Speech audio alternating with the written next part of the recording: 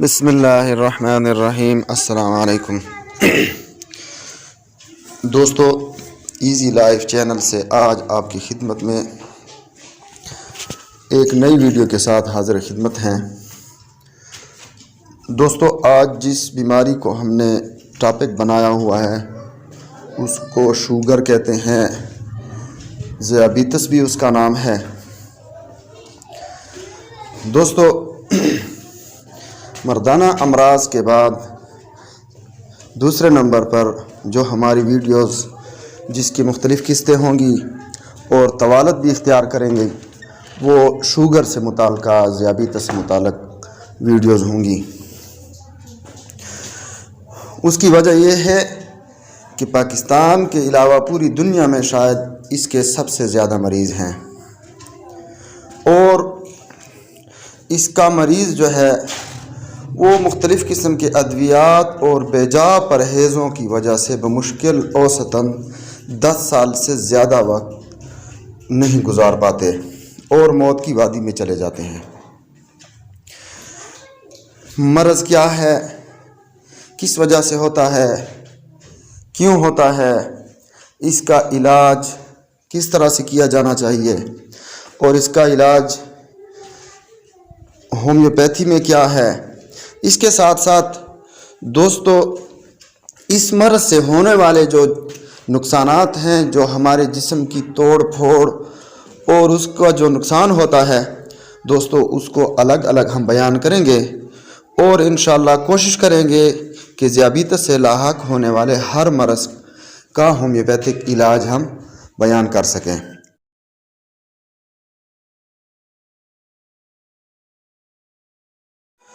دوستو،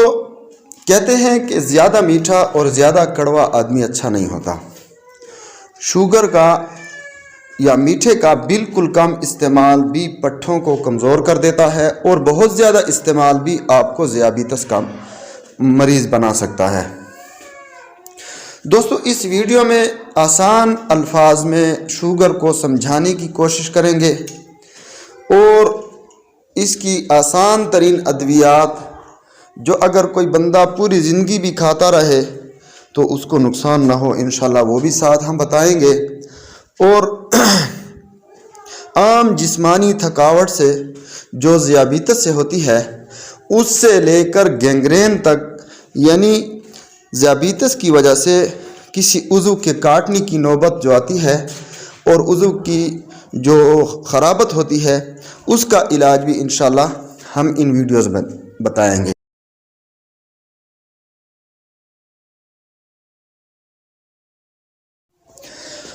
آج کی ویڈیو میں ہم شوگر کیا ہے، کیوں ہوتا ہے، اور اس کی وجوہات کیا ہیں، علامات کیا ہیں، یعنی اگر آپ کو شوگر ہے تو آپ کا جسم جو ہے نا وہ کیا انڈیکیشن کرے گا، کیا علامات، کیا اشارے کا سگنل دے گا، اور اس کے لیب ٹیسٹ جو ہیں وہ کیا ہیں۔ تو انشاءاللہ اس پر آج سیر حاصل گفتگو ہوگی، اور اگر ویڈیو زیادہ لمبی نہ ہوئی تو ذیابیطس کی اقسام پر بھی تھوڑی سی بات ہوگی، اور ساتھ ہی ساتھ اس کی کچھ ادویات بھی آپ کو بتاؤں گا مجموعی طور پر۔ آج کی ویڈیو کو ہم شوگر کے ویڈیوز کا پارٹ 1 کہیں گے۔ پارٹ 1 میں صرف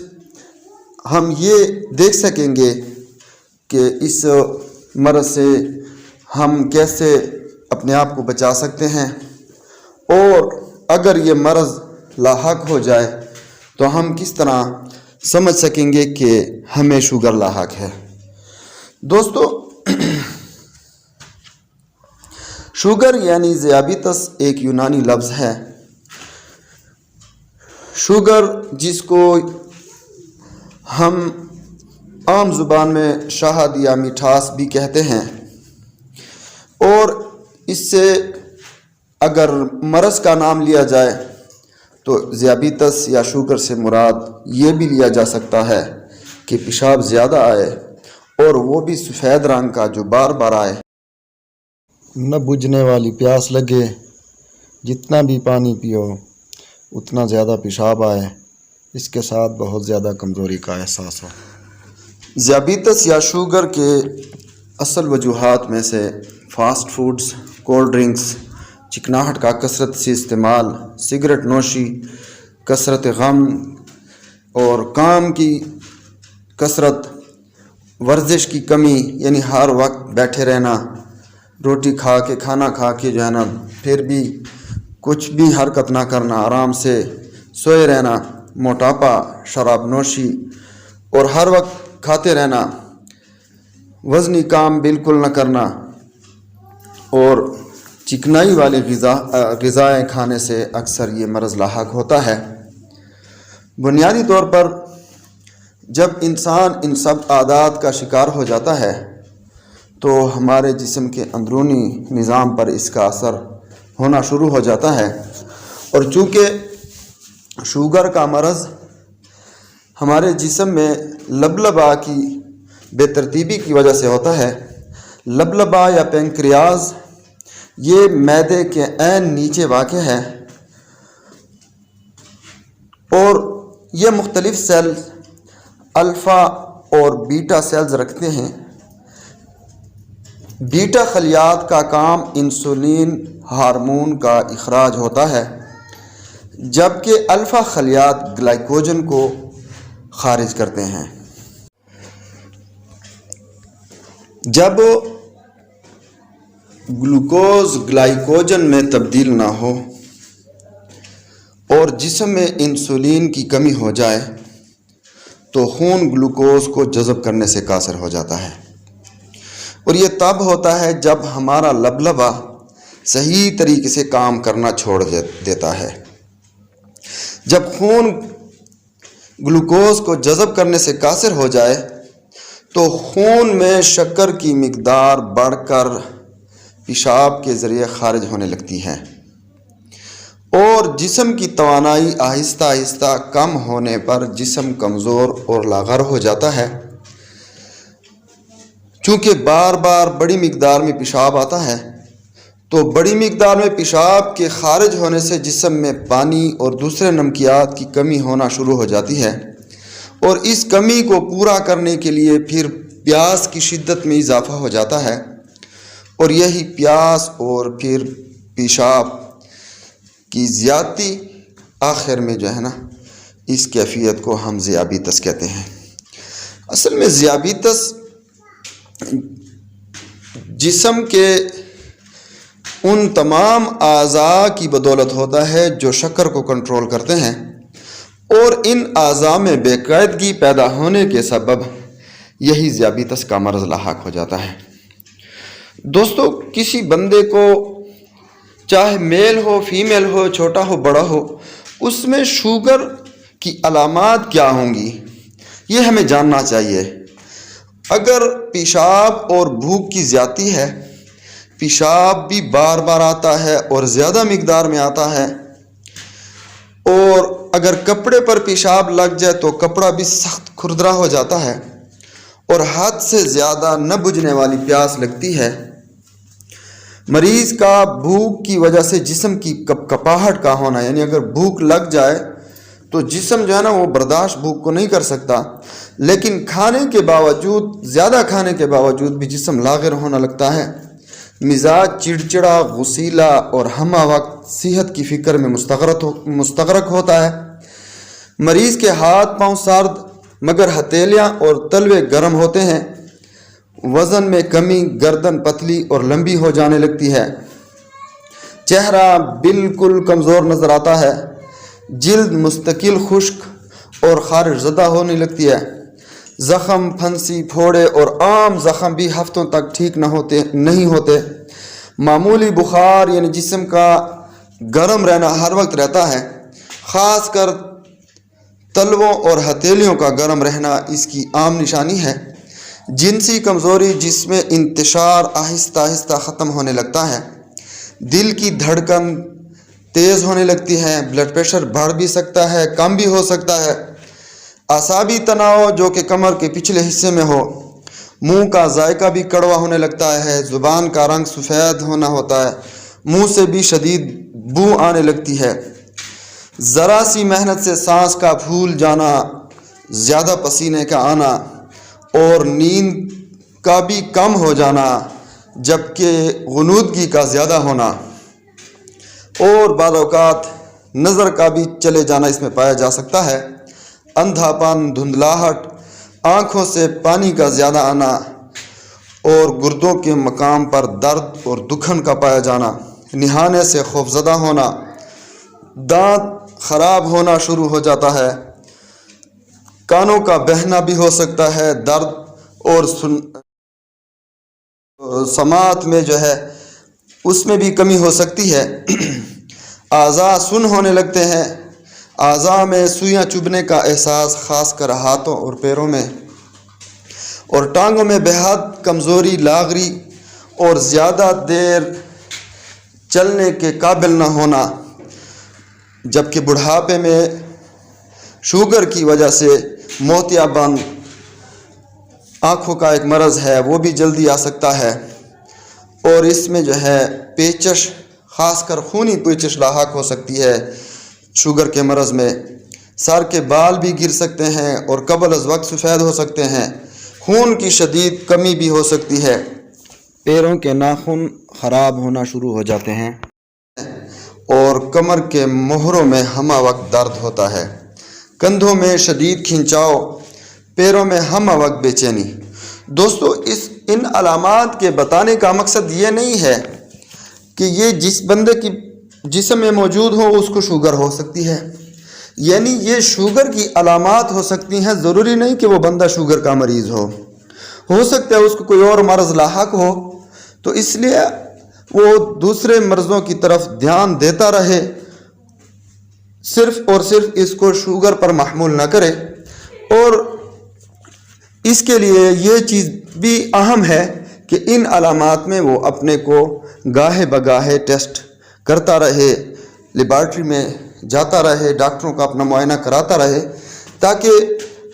اس کے اندر جو تبدیلیاں رونما ہو رہی ہیں وہ ان کو بر وقت جانچ سکے اور اس کا علاج کر۔ شوگر کا ٹیسٹ خون کا بھی ہوتا ہے اور یورین کا بھی ہوتا ہے۔ آپ کسی لیب میں چلے جائیں اور وہاں پر ان کو اپنے شوگر کے ٹیسٹ کا کہیں، تو اگر آپ بلڈ میں جو ہے اپنے شوگر کی موجودگی کا اندازہ لگانا چاہتے ہیں تو اس کے پھر دو آپشن ہوتے ہیں۔ اس میں یہ ہوتا ہے کہ اگر آپ فاسٹنگ کرتے ہیں تو اس کے لیول، اس کا رینج جو ہے نا وہ تقریباً 60 سے لے کر 110 تک ہوتا ہے، 100 یا 110 تک ہوتا ہے۔ اگر آپ کے خالی پیٹ جو آپ نہار منہ لیتے ہیں یا ناشتے وغیرہ کھانا کھانے کے 3-4 گھنٹے بعد لیتے ہیں تو اس وقت جو ہے نا آپ کا رینج کم از کم 60 اور زیادہ سے زیادہ جو ہے نا وہ 100 یا 110 تک ہونا چاہیے۔ اگر آپ 110 سے اوپر ہیں تو آپ بارڈر لائن کو کراس کر چکے ہیں۔ اس صورت میں آپ فوراً شوگر کے لیے دوائی نہ لیں، شوگر کی دوائی استعمال نہ کریں۔ آپ نے کیا کرنا ہے، آپ نے ایسی صورت میں جو ہے نا اپنی ایکسرسائز بڑھا دینی ہے، اور جب آپ ایکسرسائز کریں گے تو آپ کے جسم میں جو ہے زیادہ سے زیادہ شوگر جو ہے نا وہ حل پذیر ہونا شروع ہو جائے گی اور آپ کا جسم جو ہے نا وہ خود ہی شوگر کو ختم کرے گا۔ اور اگر آپ رینڈم کرتے ہیں یعنی بھرے پیٹ آپ لیتے ہیں تو اس وقت بھی آپ کی جو ریشیو ہے وہ 60 سے لے کر 180 یا 170 تک ہونی چاہیے۔ اگر آپ 170 160 سے ابو ہیں تو اس صورت میں آپ، اس کا مطلب یہ ہے کہ آپ شوگر کی بارڈر کو کراس کرنے والے ہیں یا کراس کر چکے ہیں۔ اس صورت میں بھی ابتدائی یہ 200 تک جو ہے نا آپ اپنے معمولات کو چینج کر لیں اور زیادہ سے زیادہ محنت کریں، اپنے آپ کو تھکائیں، تو اس صورت میں انشاءاللہ العزیز اللہ کے کرم سے، اللہ کے حکم سے جو ہے نا آپ کا شوگر خود بخود جو ہے نا وہ نارمل ہو جائے گا۔ بہت ہی کم کوشش کریں کہ آپ شوگر کے لیے کسی بھی قسم کی انگریزی دوائی لیں۔ ہاں، اگر آپ شوگر کی دوائی لینا چاہتے ہیں تو اس کے لیے جو ہے نا آپ ہومیوپیتھک کی طرف رجوع کریں۔ ہومیوپیتھک میں بہت زیادہ بہترین اور سریع التاثیر ادویات ہیں جو آپ کے شوگر کو کنٹرول کریں گی اور اس کے ساتھ ساتھ آپ کو طاقت بھی دیں گی، اور آپ کے لیے کسی بھی قسم کی، بالکل میں یہ چیلنج کر کے کہتا ہوں کہ شوگر کے لیے جو آپ ادویات استعمال کریں گے وہ آپ کے لیے کسی بھی قسم کے نقصان کا باعث نہیں بنیں گی. تو شوگر کے لیے جو ادویات استعمال ہوتی ہے اس میں جو ہے آرسینک البم ہے، سلفر بھی ہے، برایونیا بھی ہے. اس کے ساتھ ساتھ جو ایسڈ فاس ہے، فاسفورک ایسڈ، یہ بھی شوگر کے لیے بہت ہی بہترین دوا ہے. اور نکسوامی کا بھی استعمال ہو سکتی ہے، نیٹرم سلف بھی ہے، نیٹرم میور بھی ہے، کالی فاس بھی ہے، سائزیجم بھی ہے، جمنیما بھی ہے، اور اس طرح کے بہت سی ادویات ہیں. اور اس کے ساتھ ساتھ جو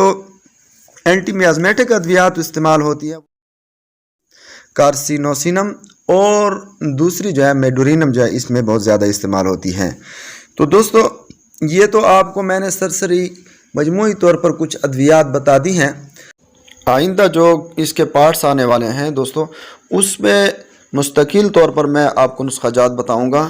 جو آپ اس میں استعمال کر سکیں گے. اس کے ساتھ ساتھ بازار سے ملنے والی جو کمبینیشنز ہیں، جو نمبرز ہیں، اس طرح کی جو بنی بنائی جو ادویات ملتی ہیں وہ بھی آپ کو بتاؤں گا. انشاءاللہ آپ ان میں 1-2 نمبر لے لیں، 1-2 قسم کی ادویات لے لیں گے، وہ آپ کے ساتھ گھر میں رہیں، بس آپ اس کو مستقل استعمال کر سکیں گے اور بغیر کسی بھی قسم کے سائیڈ ایفیکٹ کے اور کسی بھی قسم کے نقصان کے آپ اس کو لمبے عرصے تک پوری زندگی بھی استعمال کر سکیں گے. اور انشاءاللہ وہ آپ کو فائدہ دیں گی، نقصان بالکل بھی نہیں دیں گی. تو دوستو اگلی ویڈیو تک آپ انتظار کریں. اگر آپ چاہتے ہیں کہ آپ کو ویڈیو بر وقت ملے تو اس کے لیے آپ میرے اس چینل ایزی لائف کو سبسکرائب کر لیں اور ساتھ میں دیے گئے بیل کے آئیکن کو بھی دبا دیں تاکہ آپ کو میری ہر ویڈیو بر وقت مل سکے. اس کو شیئر بھی کریں اور لائک بھی کریں تاکہ میری بھی حوصلہ افزائی ہو، اور جو ساتھی دوست احباب آپ کے میرے ساتھ سبسکرائب نہیں ہیں ان تک بھی یہ ویڈیو پہنچ سکے اور وہ بھی ان سے استفادہ کر سکیں. تو دوستو نئی ویڈیو تک اجازت دیجیے. اللہ حافظ. السلام علیکم ورحمۃ اللہ وبرکاتہ.